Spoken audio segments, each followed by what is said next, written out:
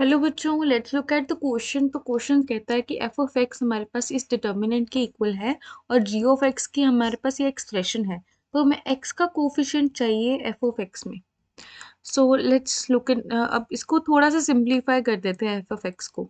तो F of x हम लिख सकते हैं X plus C one A minus C one zero X plus P, sorry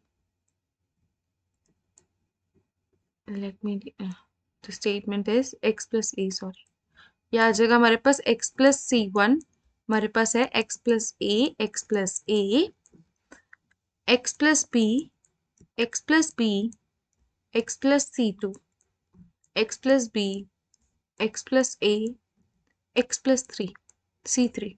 तो हमारे पास ये एफ ऑफ एक्स की टर्म हमारे पास है।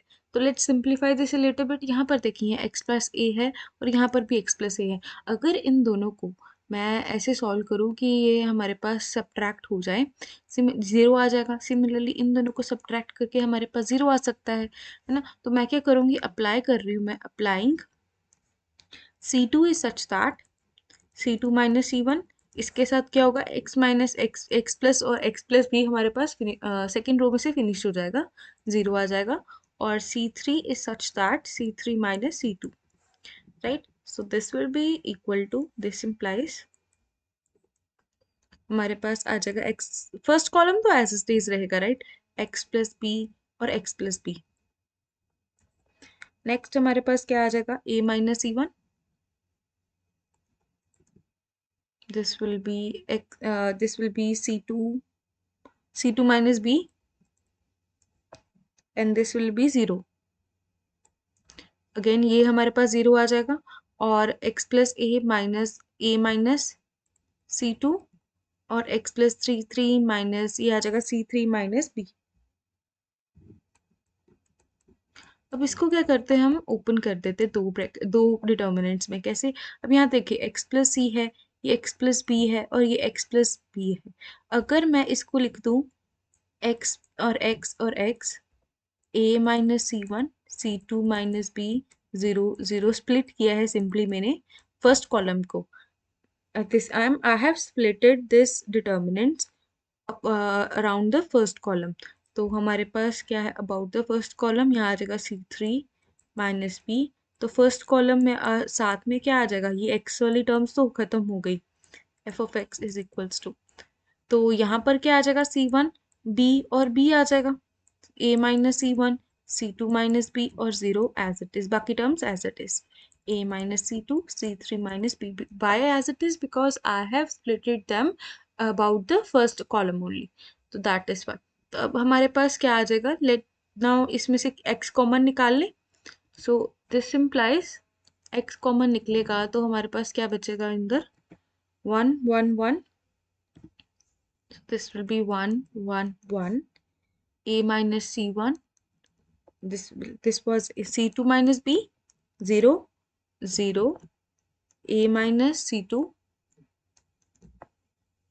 और c3 माइनस बी। सिमिलरली यहाँ पर हमारे पास क्या था, यहाँ पर था हमारे पास C one B B, A minus C one, C two minus B, 0 0, a minus C two, C three minus B. तो इसको अब एफ ऑफ एक्स को हम लिख लेते हैं, let this B equal to p of x plus p plus Q, right. अब ये हमारे पास एफ ऑफ एक्स जो है लीनियर है, वाई लीनियर, बिकॉज एक्स की हाईएस्ट पावर कितनी है, one. So now according to the question हमें एक्स का कोफिशिएंट चाहिए था ना, इन द सेंस हमें इस p की वैल्यू चाहिए। अब p की वैल्यू निकालते हैं, पहले देखें हमारे पास let this B equal to F, हमारे पास एफ ऑफ माइनस ए अगर हमारे पास है तो इसको हम लिख सकते हैं minus A times P plus Q, right. तो सिमिलरली अगर हम लिख लें एफ ऑफ माइनस बी, अगर ले हम, तो एफ ऑफ माइनस बी हमारे पास किसके इक्वल आ जाएगा, minus B P plus Q के, सिंपली एक्स की जगह हमने माइनस बी पुट किया। अब हमारे पास for F of zero, F of 0, F of 0 हमारे पास क्या होगा, सिंपली अगर हम, this will be p times 0, give me a moment, तो this will be p times 0 plus q. So now what do we do here is हमारे पास this term is obviously equals to q, और हमारे पास जो q है वो किसके equal लिख सकते हैं, b times f of minus a times f of minus b upon b minus a लिख सकते हैं. So now let this be equation 1. अब हमें इस इक्वेशन को सॉल्व करना है. ऑल्सो जो हमारे पास f ऑफ माइनस a आया था, तो equation f of minus a जो आया था, ये वाली, इसको अगर मैं गिवन f ऑफ x, इस f ऑफ x में माइनस a की वैल्यू पुट करती हूँ, तो हमारे पास क्या हो जाएगा, ये और ये टर्म तो जीरो हो जाएंगी, राइट. तो हम लिख लेते क्या बनेगा. So this will be equal to c1 minus a 0 0, c2 minus a 0, b minus a और b माइनस a, और यहाँ आ जाएगा b माइनस a अगेन, और यहाँ आ जाएगा c3 माइनस a, राइट. अब इसको अगर मैं एक्सपैंड करती हूँ बाय द थर्ड कॉलम, तो हमारे पास क्या बचेगा, हमारे पास बचेगा this will B c3 minus a times c minus a times c2 minus a. Now let's look in the question. अब क्वेश्चन के अकॉर्डिंग ये हमारे पास g ऑफ x के इक्वल है, नहीं, ये हमारे पास g ऑफ a के इक्वल है, राइट. अगर मैं x की वैल्यू, इफ x की जगह हमारे पास a होता, ये आ जाएगा c1 minus a, c2 minus a, c3 minus a, right. तो this is equals to, this is obviously equals to g of a. Similarly अगर मैं f ऑफ माइनस बी में वैल्यू ये पुट करूंगी, ये हमारे पास किसके इक्वल आएगा, g ऑफ b के equal.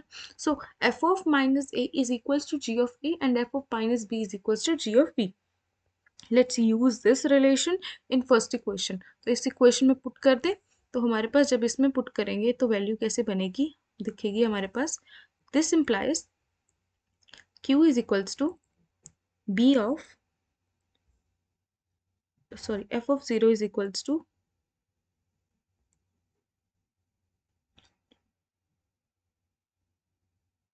so therefore f of 0 हमारे पास क्या आ जाएगा, b of g of a. हमारे पास f of 0 क्यों लिया हमने, बिकॉज f of 0 में p टाइम 0 हमारे पास है, इक्वल्स टू q है.